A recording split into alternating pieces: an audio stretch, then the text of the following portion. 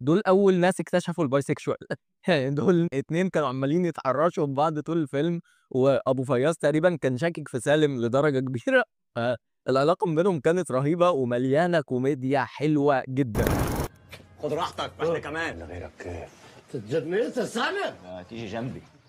تعالى يا جمال. المرة دي معناش شخصية واحدة، معانا شخصيتين، عشان ما عُزتش أخلّي صلاح عبد الله واخد 3 شخصيات في الليستة دي. سالم المُسلّمي وأبو فياض، الثنائي الأخطر على الإطلاق، دول الأشرار الأساسيين بتوع الفيلم، ولكن مصدر الكوميديا الأساسي. رغم إن الفيلم ده تحديدًا يعتبر أجواءه جادة أكتر من باقي الأفلام اللي اتكلمنا عنها، ولكن الشخصيتين دول كانوا أساس كوميديا كبيرة في الفيلم، هم أساس الكوميديا بعد ما أحمد السعداني مات في الفيلم. فمسكوا الكوميديا بشكل حلو جدًا، وقدروا يعملوا ثنائي خطير. استنوا آخر فيديو وأحسن شرير بالنسبة لي في التصنيف ده كله، فلو مهتم بالأفلام، المسلسلات، الأنمي، كرتون، مارفل، DC، تابعني عشان يوصلك كل جديد، ولما يوصلك كلام عن القديم.